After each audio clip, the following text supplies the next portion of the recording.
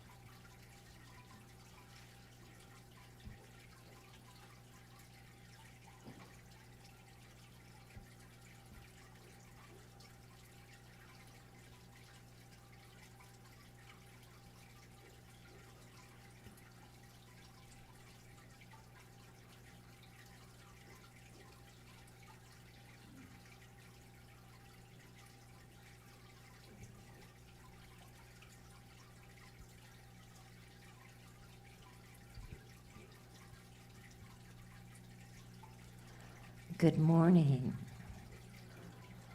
My name is Hazel Bowman, and I am one of the licensed practitioners that serve this center. And I am delighted to be your practitioner on duty for the day.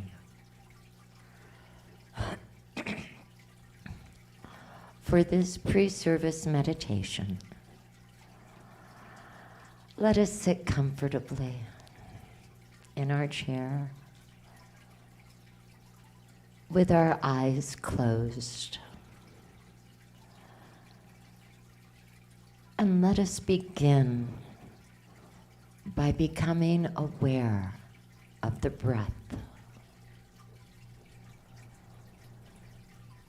Feel the breath as it enters with a cool feeling and then warming as it gently travels down into the lungs.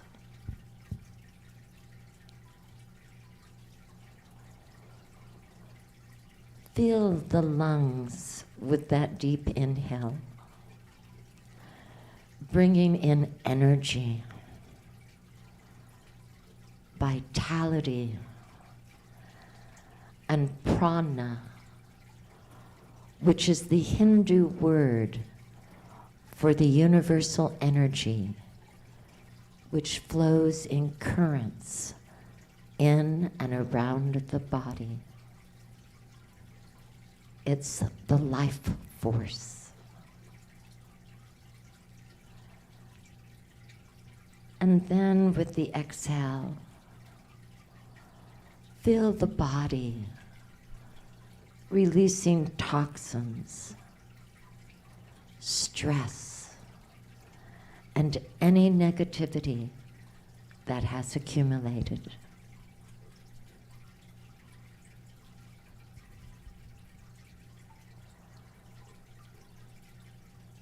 For 10 deep inhalations and exhalations, stay with this breath, focusing on the feeling of deep peace, So breathe in deeply and exhale deeply 10 times.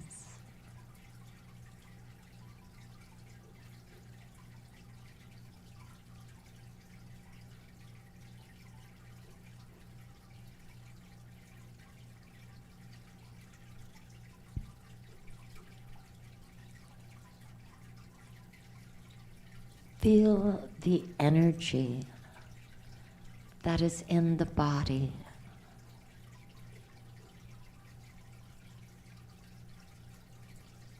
Become aware of the warmth and the tingling of every cell.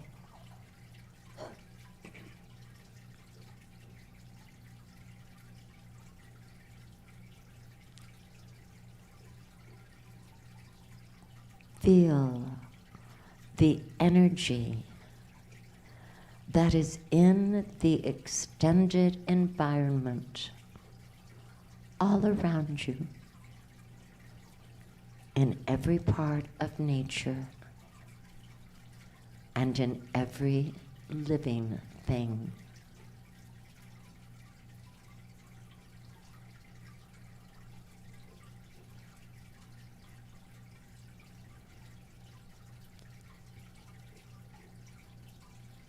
Bring all those energies together and feel them as one.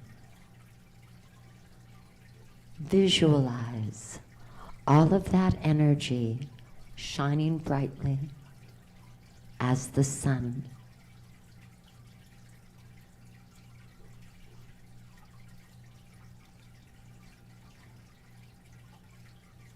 And bring that shining glow of bright energy over the crown of your head.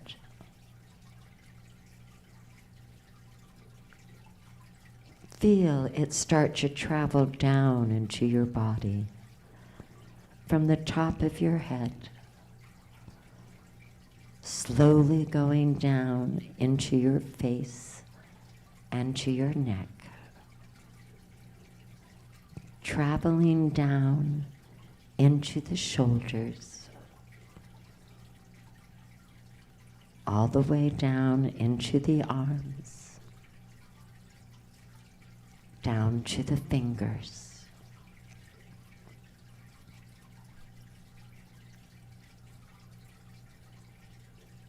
Feel the healing energy and light going down into your chest, all the way down to your hips.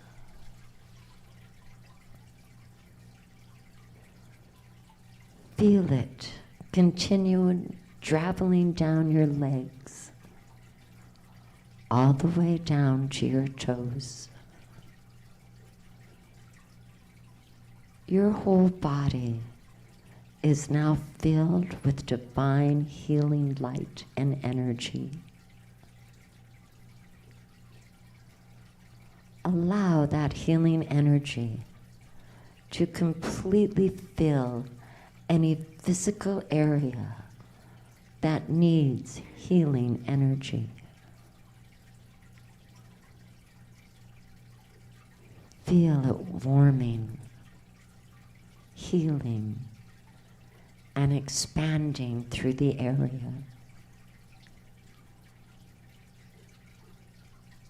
Allow the healing light to bring peace and healing to any emotional issues or trauma.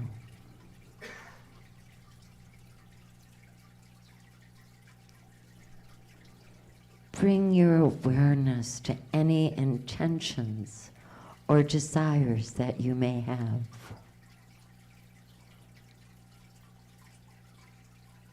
Hold the thoughts of those intentions or desires as you allow the healing energy to bring your deepest desires to life and your intentions into reality.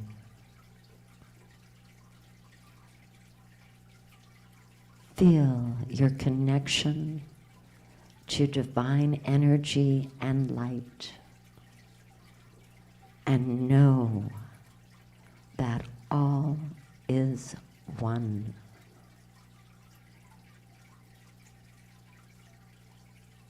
And stay with this deep, relaxing, peaceful feeling of bliss.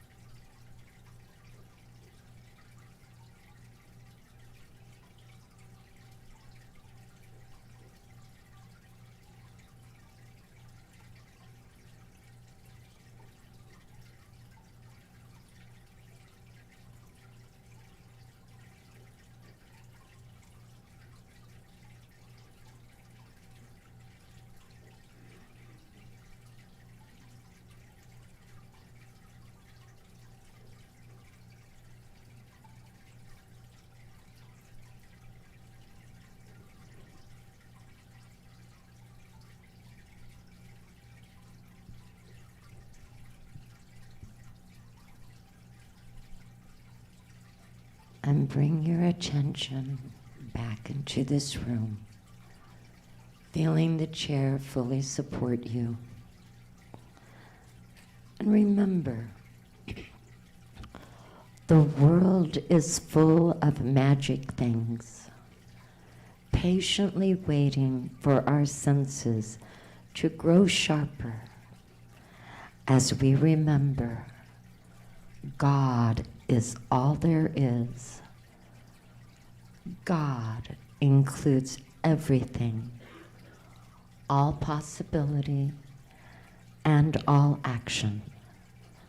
For spirit is the invisible essence and substance of all form. And so it is. Namaste.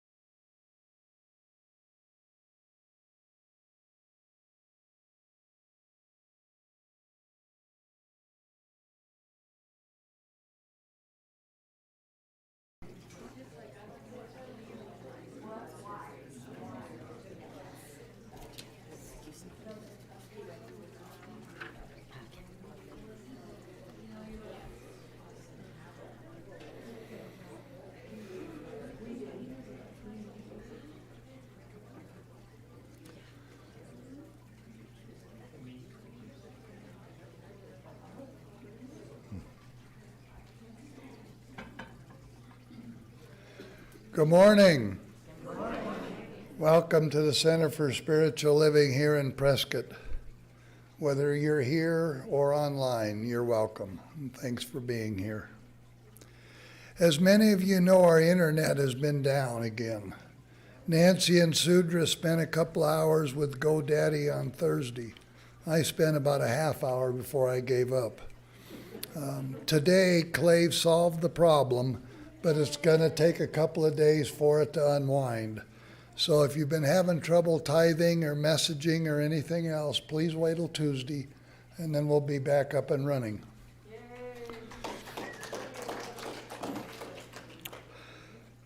We have so much to be grateful for here in the Quad Cities, here in Arizona, and here in America. I'd like to take a moment to tell you a true story. The reason for that gratitude, or one of the reasons, is because of the sacrifices that people before us have made. My great-great-grandfather, Henry Kimmerly, walked across America with his wagons hauling freight in 1849. He was 18 years old. He stayed in California for 5 years hauling freight. He amassed $30,000. When he left, he didn't want to go across America because of the lawlessness. So he took a steamship down the coast to the Isthmus of Panama and walked across Panama. He then took a steamship up the East Coast into Michigan, where he started farming and raising his family. This is just one example of the hardships that our forefathers went through for us so that we could have the life we have today. All people suffered. Indians, Italians, blacks, browns, whites, immigrants, and Americans. We still have too much lawlessness today. The kids in New York, the kids in Texas and the shoppers in New York. So on this Memorial Weekend, let us join together in remembrance, in gratitude and respect, and especially in honor of those who gave their lives for what we have today. After service today, please join us for a lunch that our hospitality group is providing. Blessings to all of you, and have a wonderful day.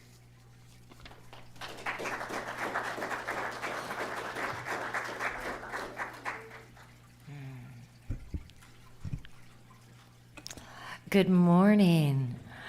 My name is Hazel Bowman, and I am one of the licensed practitioners that serves this center, and it is always my honor and joy to be here on the platform this morning as your practitioner of the day. So let us know in this moment that there is only one life, that there is only one presence in which we each live and move and have our being, that this life is perfect and whole and complete in every way, that we are the embodiment of spirit, that each and every person here has been divinely guided, knowing that what they are seeking to hear or to learn is already being provided to them through the wonderful message of our guest speaker, Reverend Tom Catlin. I know that this service is flowing perfectly through all the efforts of those behind the scenes, and that all of those individuals here in this sanctuary, as well as those out the doors of the sanctuary, whether it be with our children or our bookstore in our hospitality, that this is all the divine activity, the divine action of love of spirit. And so I know that this day and that this service is already blessed, for it is filled with God's goodness. God is good. And so knowing that, I can simply release it, knowing that all is well, all is good, for all is God. And I anchor it by saying, and so it is.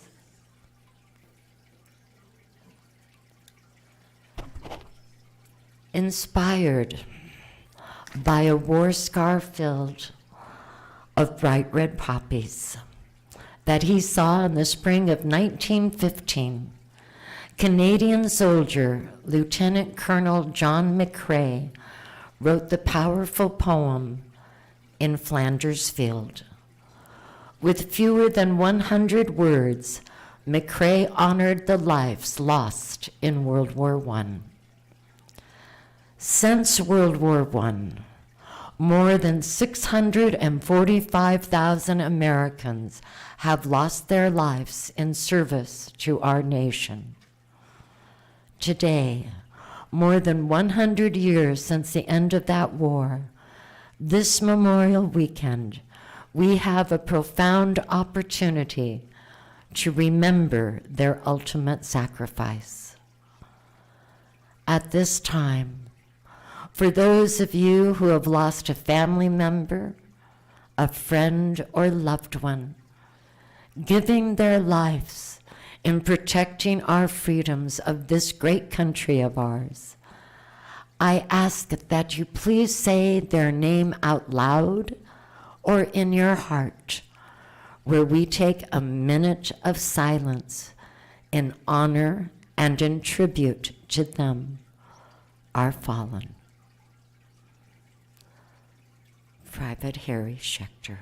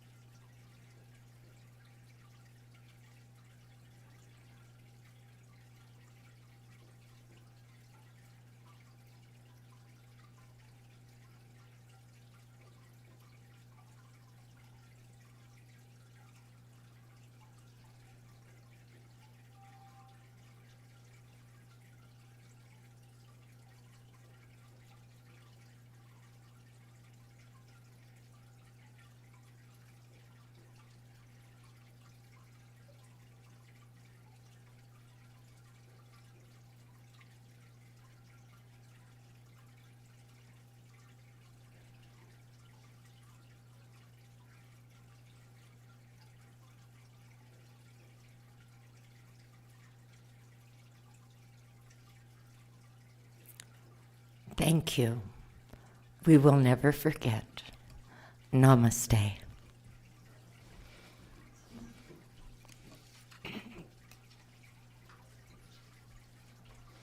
Good morning. And now we sing.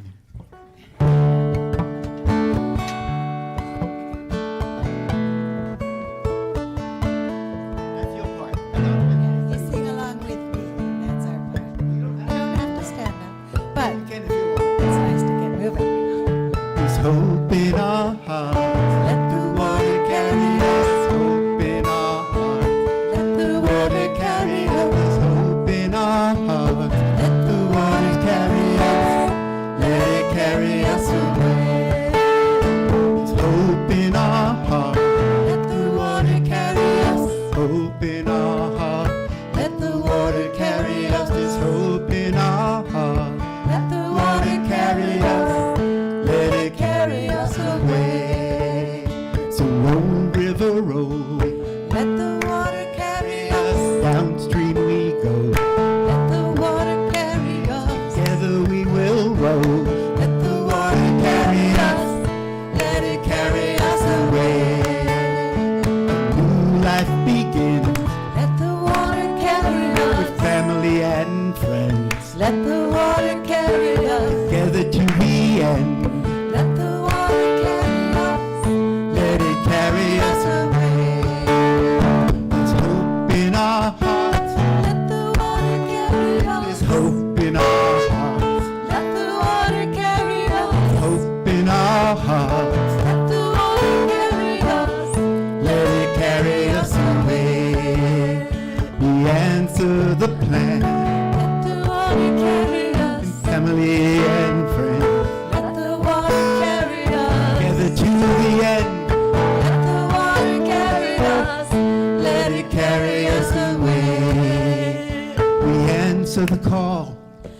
Let the water carry us. We rise and we fall. Let the water carry us. There's joy in it all. Let the water carry us. Let it carry us away. Om mane om. Let the water carry us. Be still and know. Let the water carry us. Come take us home. Let the water carry us. Let it carry us away.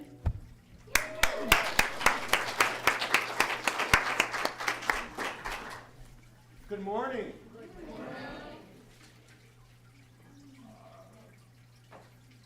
Here we are. Oh, what a joy it is to see us all here this morning.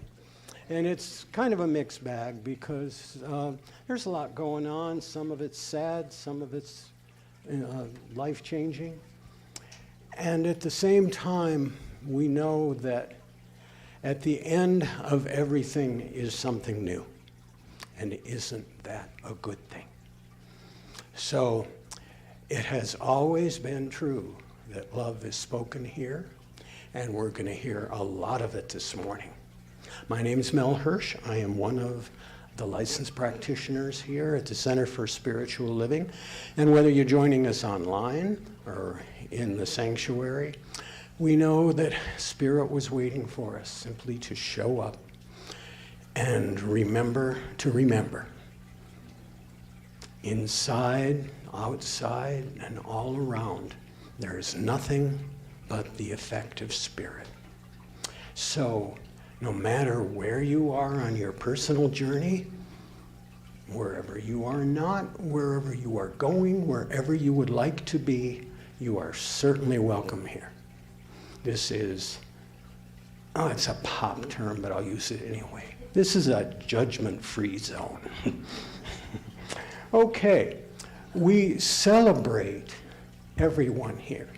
And our job as practitioners is to simply see the divinity in you and assist you through spiritual tools that we teach at classes here and through one-on-one sessions, once again, to remember to remember.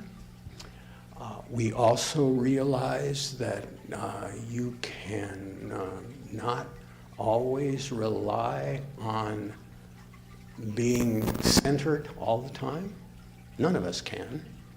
But we are here to remind you that whatever darkness there is light on the other side of it. So you can call us if there's anything going on in your life and you want to celebrate it, or if you want to have us agree with you that yes, you're on the right path. We are going to see the divinity in you. And if you want to do it today, at the end of the service, those of us who are wearing the stole will be glad to offer you what we call a 3-minute miracle, which is our form of prayer directly with you, of course, in complete confidence, and that's our gift. We also recognize that our teaching does not have a corner on spirituality.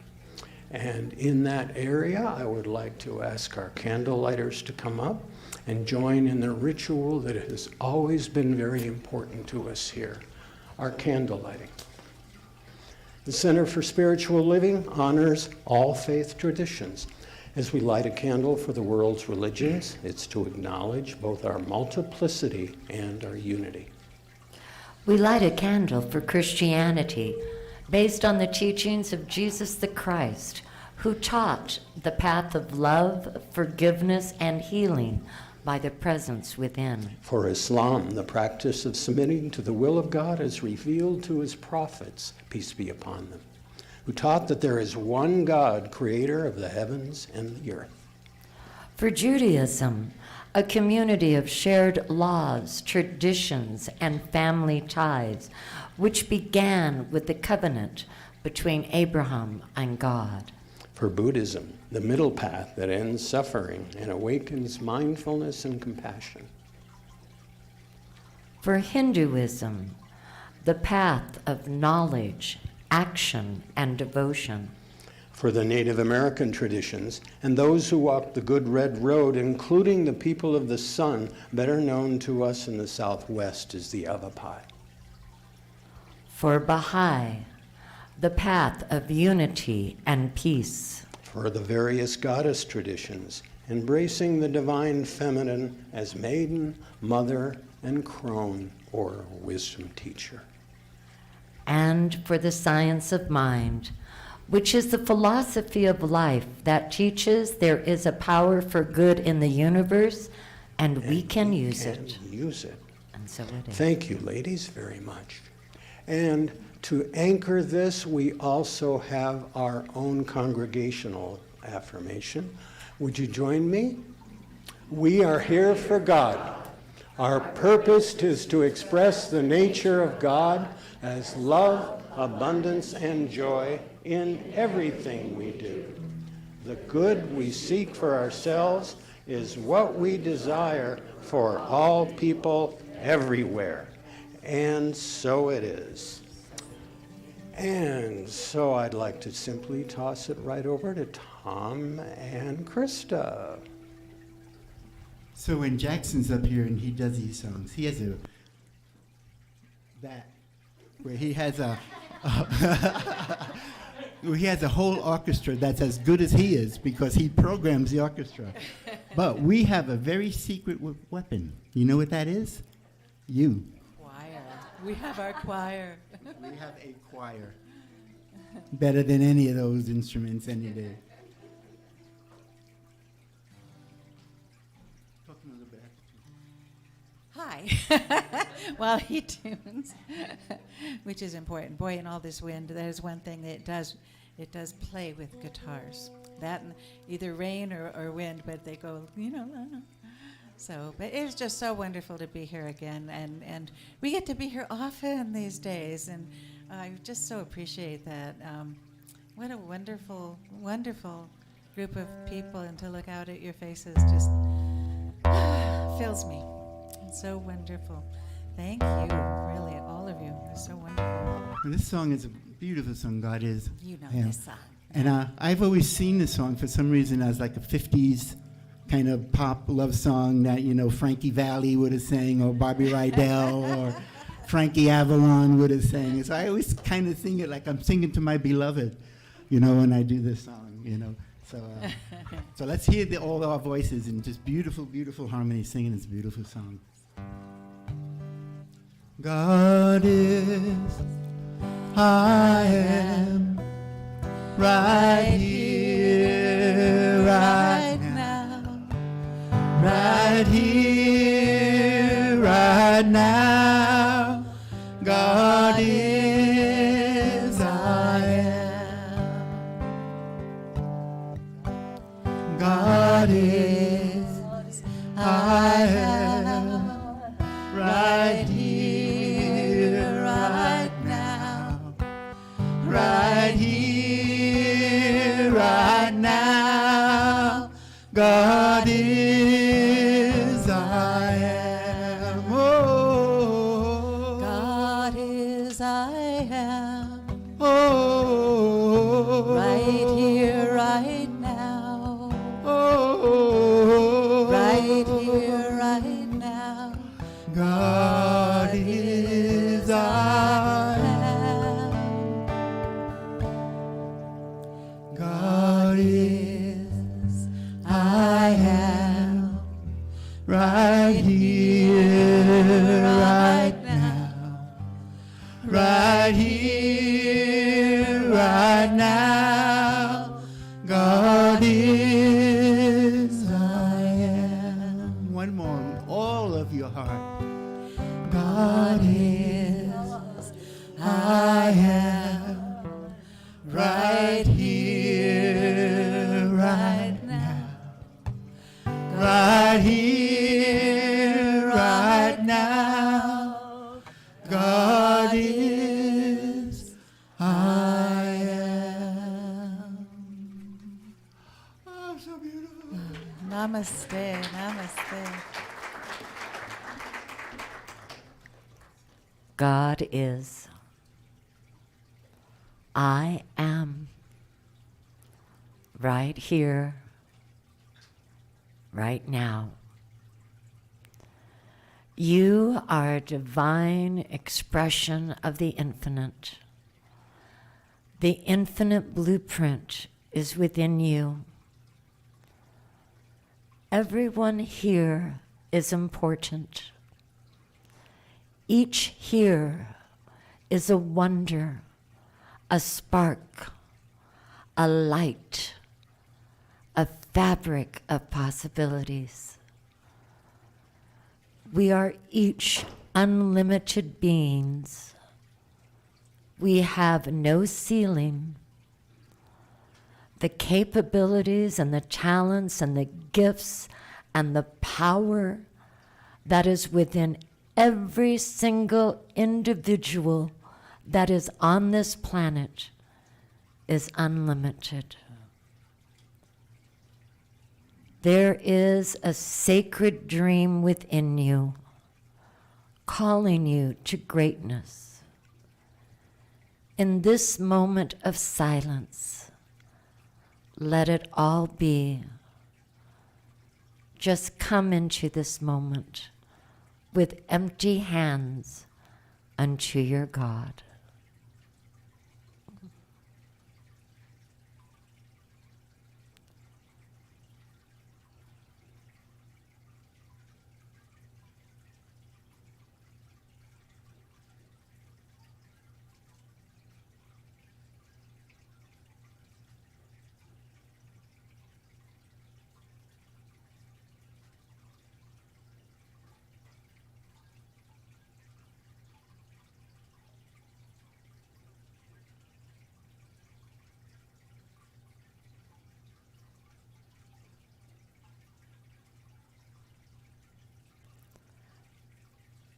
With God as love, we take our place connected to each other and open ourselves up to seeing again the beauty, each other, the possibility, emerging, becoming, growing, identifying, and renewing as if for the first time.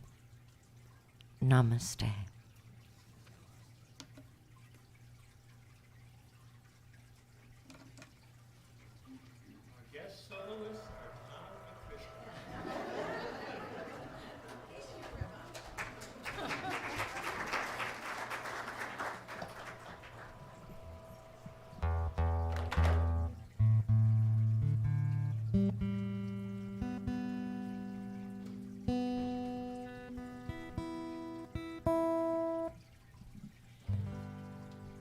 So we see this a lot on the screen in this sanctuary. This is a little song that I think most of you have heard that I wrote for us all here. This thing called You is such a, like Mel said, where we remember to remember. This song to me is the reminder to myself, to my heart and my spirit of who I am, of who we are.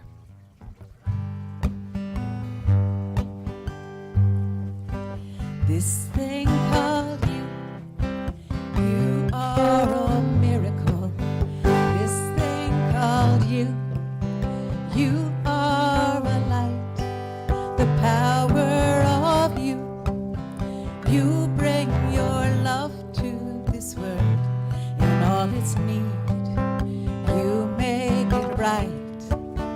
This thing called you, you are so beautiful. This thing called you, you are divine. The beauty of you is a blessing to everyone. When your heart opens, oh how you shine. So let your love shine. Let your smile show just what love looks like. Let yourself go, flow like a river, cross every border.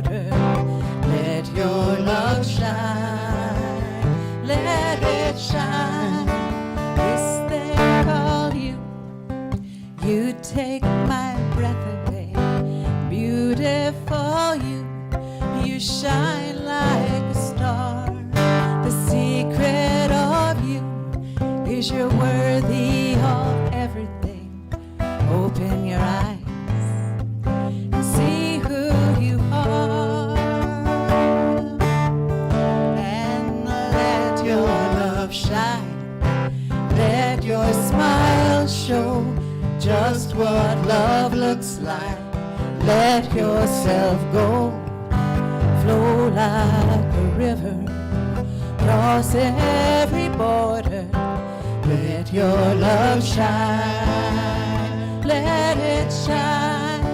This thing called you, you are a miracle.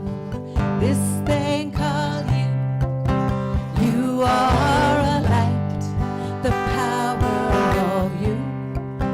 You bring your love to this world, and all its need, you make it right. This thing called you, you are so beautiful. This thing called you, you are divine. The beauty of you is a blessing to everyone. When your heart opens, oh, how it shines.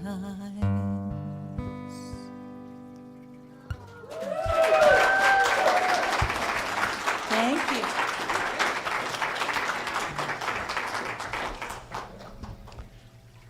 We are a miracle.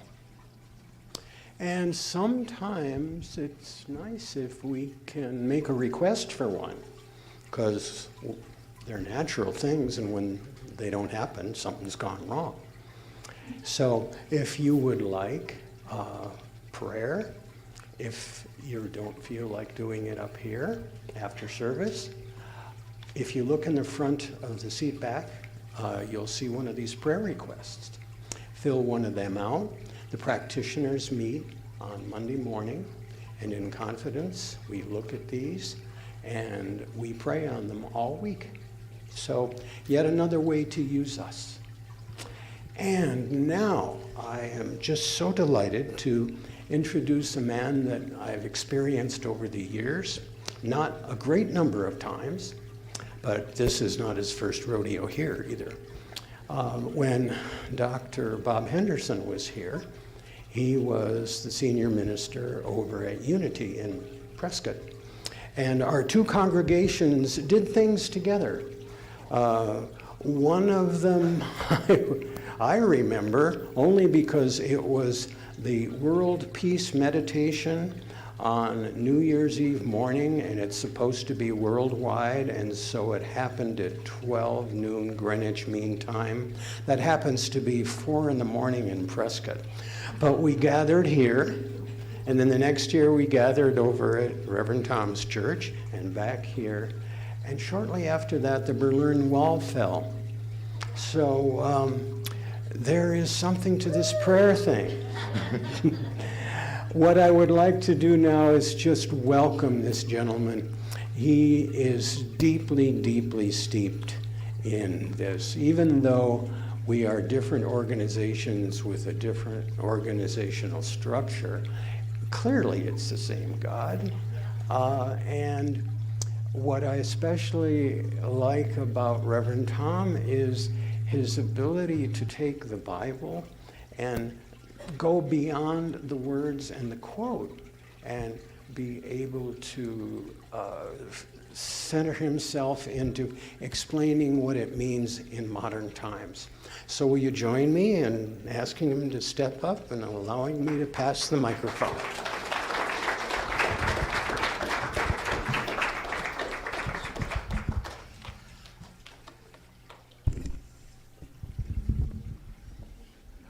Good morning, everyone.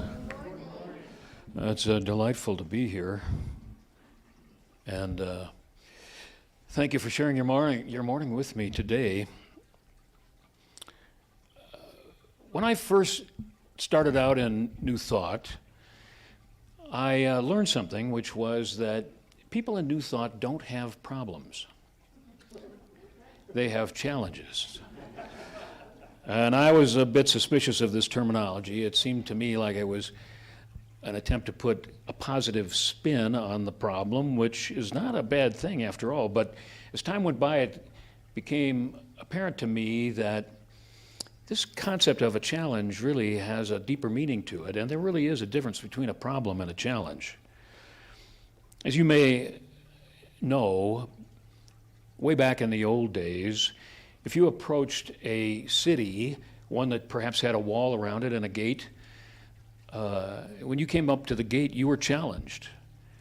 Who goes there would be the typical challenge, or maybe just who are you? And you had to come up with the right answer if you wanted to get any further. It was a question of identity. And over time, it occurred to me that when we encounter a problem in life, mostly it really is a challenge. It is life saying to us, who goes there? Now, we might answer, well, I'm not sure, the whole thing is somebody else's fault, and I want to know who's to blame, and life is against me anyway, and my parents messed me up, and on and on. Or we might answer, I am a spiritual being.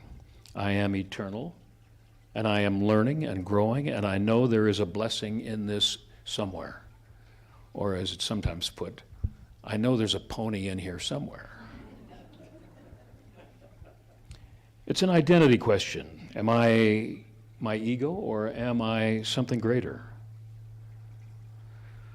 It's the difference between going through it or growing through it, I think.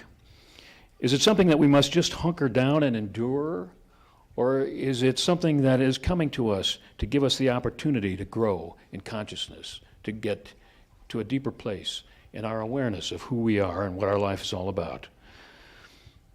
Now, one place we might begin this discussion is in regards to our purpose in life here on this earth, which is a pretty big subject, and we're going to keep it really simple by just looking at it from this point of view. Eckhart Tolle says that we have two purposes in life, an outer and an inner purpose. Now, the outer purpose is unique to each individual, and it has to do with the roles that we play, the work that we do, the relationships that we build, and how we conduct ourselves in all of these areas, and the people that we influence, etc. Our inner purpose, on the other hand, is the same for everybody, and that is to discover a deeper awareness of who we truly are, to realize more fully our true identity as a spiritual being.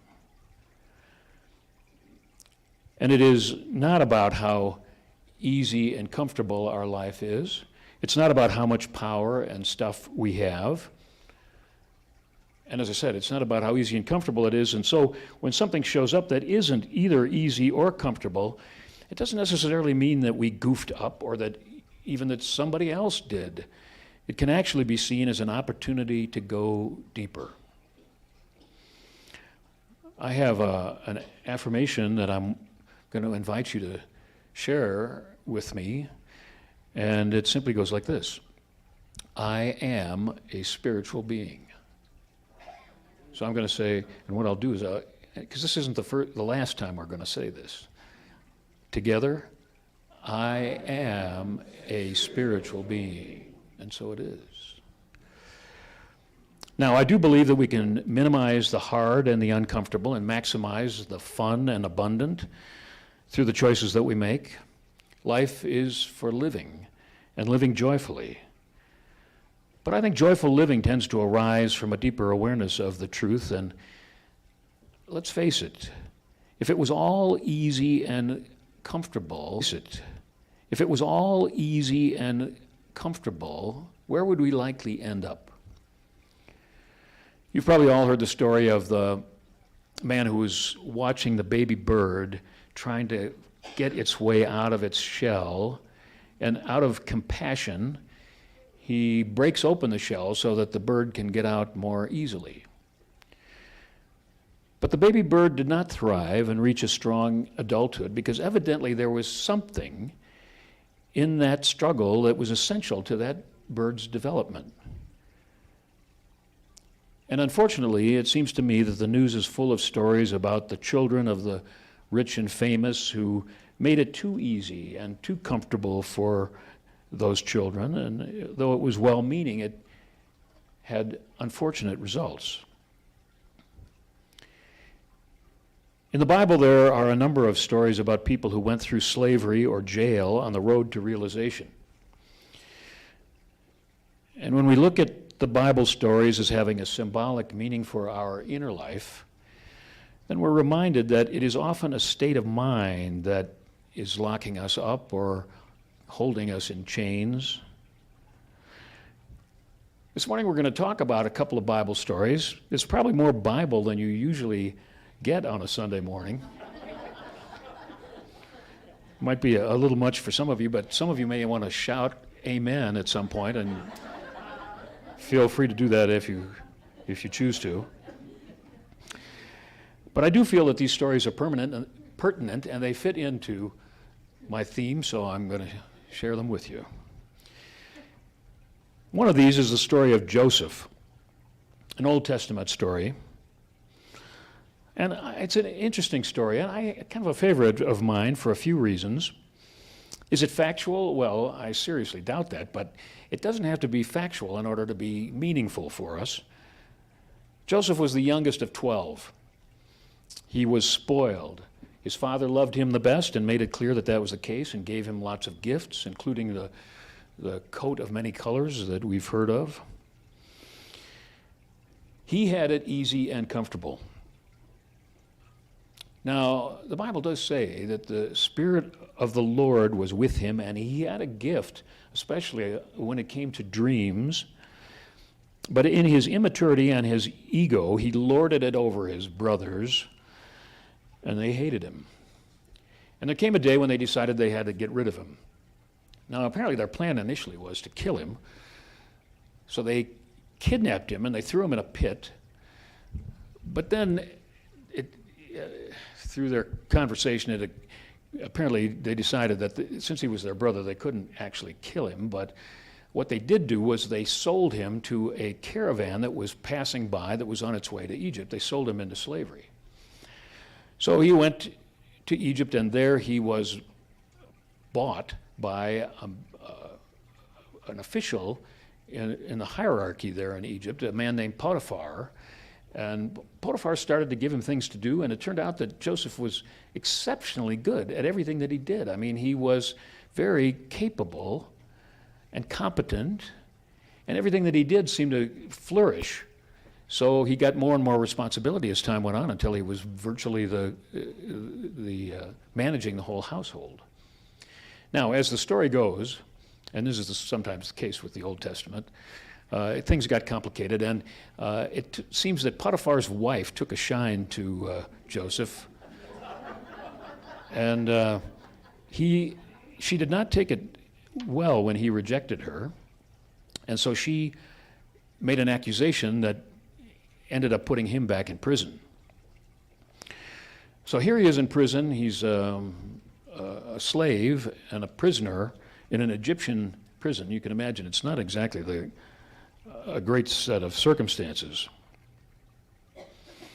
But to try to make a long story short, because it is quite an involved story if you ever choose to read it, he ends up interpreting a dream for somebody who is a prisoner but used to be a member of the Pharaoh's household. Well, he gained some recognition for this.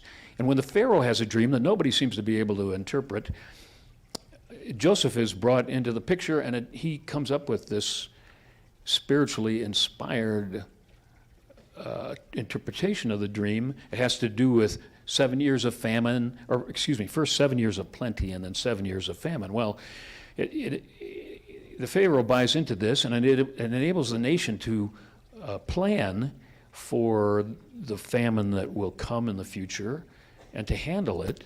And so when it does come, and by this time Joseph has tremendous influence in the household of the Pharaoh. It says in the story that he's actually the second most influential man in Egypt after the Pharaoh. So it's quite a rise from him from being an ex-convict and a slave. In any case, because of his planning, he's able to save the nation from starvation, and people from around the region start to show up, and in fact his family shows up, and they're trying to keep from starving. They don't recognize him when they come to ask for food, but he recognizes them, and as the story evolves, he does at some point, he does give them what they need, and he does it at one point reveal to them who he is. And kind of the key part of this is, what he says to them is, you may have meant it for evil, but God meant it for good. Now one could say that he fulfilled his outer purpose by rising above his place as a slave and a prisoner, and rising into this place where he could help people, and in fact help his own family as well as the whole nation of Egypt. But it seems to me he could only do this because he was also fulfilling his inner purpose. And he progressed in his inner purpose by listening to Spirit and gaining a deeper awareness of who he was and his relationship with Spirit, one with Spirit. He rose above his old self-concept and gained a deep insight into his spiritual identity. And I think it's important for us to recognize that when we identify as a spiritual being, then we are aligning ourselves with the movement of Spirit, and the universe can get behind us and ahead of us to guide and support us in remarkable ways. Together, I am a spiritual being. I remember attending a program a long time ago that was led by Alan Cohen. I looked him up, and he's still teaching after all these years, and he's written something like 30 books, and he's New Thought in the Course in Miracles is really his focus. Anyway, at one point he made a statement that really stuck with me all these years, and it was this: every problem that comes to us, no matter how scary it might look, comes bearing a gift behind its back. But we don't get the gift unless we ask for it. And if we don't ask, we just get the problem. Now, asking doesn't mean that the problem or the challenge will necessarily go away, but it does mean that we are looking beyond the appearance of a problem, to the presence of Spirit, which is always there and makes all kinds of things possible. Well, there's a second interesting story, at least I think it is. This is in the New Testament. It's really from the 9th chapter of John. And this has to do with Jesus, the master teacher, and his disciples. And they are apparently just hanging out when they see a man go by who is blind. And they know him, and they know that he's been blind since his birth. And so the disciples ask Jesus a question. They say, "Teacher, who sinned? Was it this man or his parents that he was born blind?" Well, it's an interesting question, and Jesus responds in a much more interesting way. And then he goes on to facilitate a healing for this man. He actually takes some dirt and he spits on it. He again makes a little mud and puts it on the fellow's eyes, and then tells him to go to a pool and wash it off, and his sight will be restored. And he does that. And this is another fairly involved story, because what ends up happening is that the Pharisees get wind of this, and they make a big deal about, well, was this actually a healing? Did it take place on the Sabbath? And they're trying to find fault with Jesus in the course of this. But one of the things that's interesting about this, let's start with the question. The disciples are caught up in a very human game of whose fault is it? Their question implies that the blind man had some form of existence before he was born in order to have sinned, in order to have caused this, which seems to me to carry some implication that they were thinking about reincarnation. But that's for another talk on another day. Well, Jesus isn't interested in the blame game. He's interested in the healing and the activity of spirit, and this is true of the Christ spirit that is within us all, or what a Hindu might call the Atman, or what I think a Buddhist might call the Buddha nature that is within us all. When we have a difficulty or a crisis shows up in our lives, we often react with the question of why. Why me? And there can be some benefits from answering this question, if indeed it can be answered, which often I think it just cannot. But there are much better questions to be asking. Who am I in the midst of this? How will Spirit show me the blessing in this? Together, I am a spiritual being. And so Jesus does facilitate the healing of this man. And here's what he says to the question. It was not that this man sinned or his parents, but that the works of God might be made manifest in him. Now, on one level, this story, this episode, seems to be about Jesus and how he's able to facilitate a healing. But I feel, well, there are probably many levels to this story. One of them, it seems to me, is the idea that this man, faced with this challenge, he is faced with this challenge so that it can be overcome. It doesn't really matter what caused it. It's here, and it can be overcome. The man demonstrated a powerful faith, and he has a remarkable dispute, as I mentioned, with the Pharisees following this. And he seems unintimidated, completely unintimidated by the Pharisees. And he has clearly, from my perspective, grown through this whole experience. I don't know about you, but some of the most impressive people I have known are people who faced daunting challenges in this life. And rather than being defeated by those challenges or shrinking from life, they went deeper and built a spiritual foundation for their lives. They answered the challenge with the answer that enabled them to go forward. And one who comes to mind for me is a man, some of you actually may have known him. He was a man who broke his neck in a construction accident at the age of 20. He was essentially paralyzed from the neck down. He had a high school education. He had been recently married, but his wife left him rather quickly. But he went on to spend 50 years in a motorized wheelchair. He got his PhD. He became a professor and a counselor and helped and inspired many people. And he became an accomplished painter on top of it.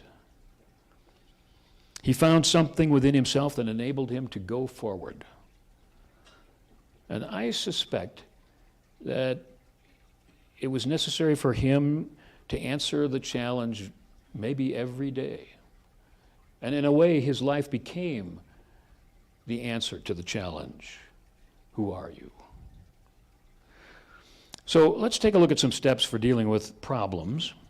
Number one, we get to decide whether it's a problem or a challenge.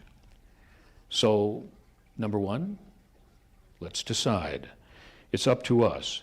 Now, the word problem has its origin in the Greek, meaning something thrown forward. Something thrown forward. And Webster, if you look this up in the dictionary, the first definition for problem is a mathematical thing, but the second definition is an intricate, unsettled question, a source of perplexity, vexation, or distress. So, if we decide that it's a problem, are we throwing forward in our path a source of vexation and distress? And on the other hand, if we see it as a challenge, then isn't it life asking us, who are you? What are you? Together, I am a spiritual being. Well, number two, let's consider the energy of the situation. There's a good book that some of you might have read by Wayne Dyer entitled, There's a Spiritual Solution to Every Problem. And the premise of this book, as I see it, and as it was apparently stated by Albert Einstein at some point, is that no problem is solved at the level of thinking that created it. So I think we can think of this from a vibrational perspective. We are, after all, energy beings, and our thoughts and feelings generate a certain vibration. And the problem that shows up, let's say it's here at this level of vibration, and we can approach it from the same level, or maybe even go lower in our vibration in order to approach it, or we can raise our vibration and see it from a higher and different perspective. And it looks quite different down there than it does up here. So number three, how do we raise our vibration? Well, I would suggest we can pray about it, we can meditate, we can treat it. Eric Butterworth had a real gift when it came to a phrase, turning a phrase, and he said two things that I think that fit here. The first is that it is not ours to set it right, but to see it rightly. And this means to me that before we start doing something, we want to see it in the light of truth to the best of our ability. And the second thing that he said was that prayer can be thought of as the contemplation of the facts from the highest point of view. And Emmett Fox addressed it in his own way with what he called the golden key, which is simply, don't think about the problem, think about God.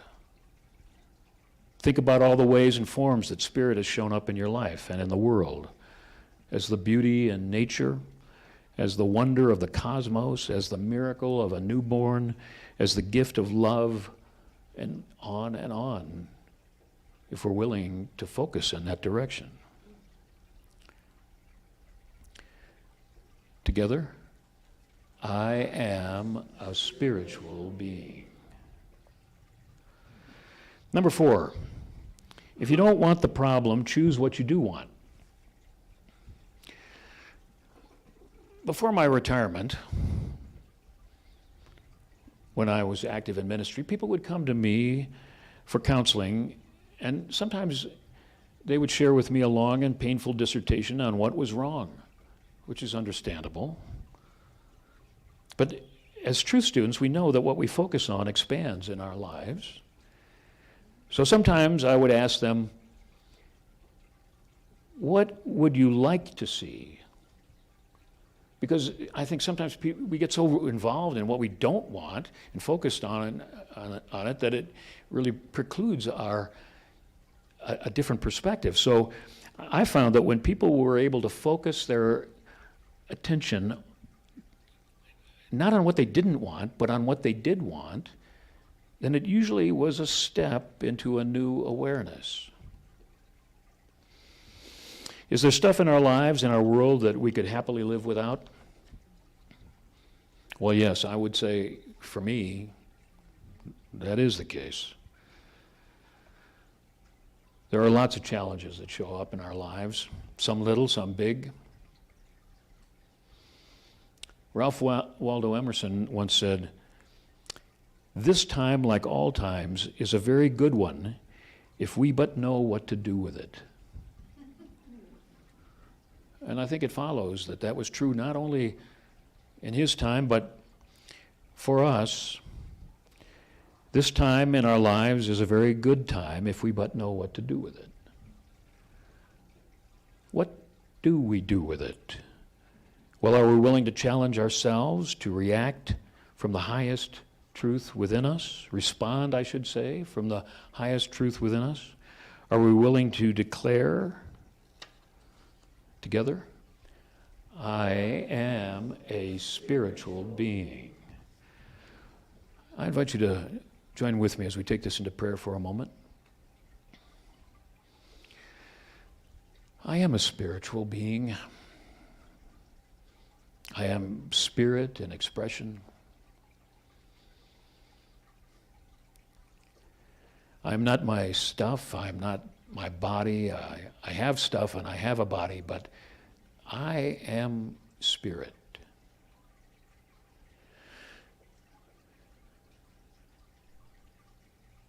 I am spirit, and one with spirit, I live my life confidently.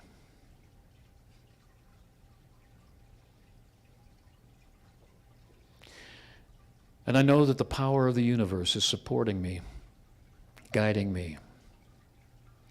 There is nothing to fear.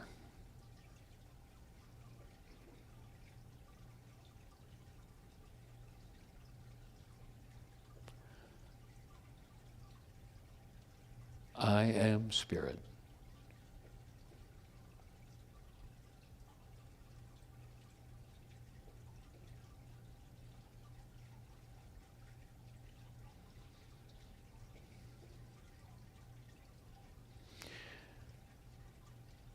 And established in that awareness, I say, thank you, God. And so it is.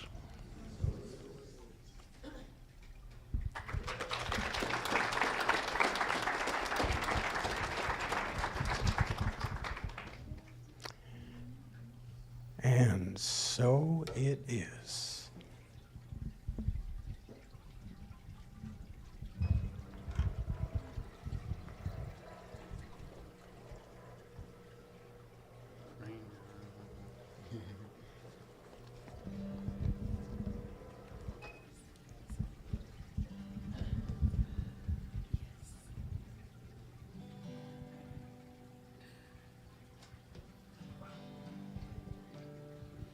No guitar volume.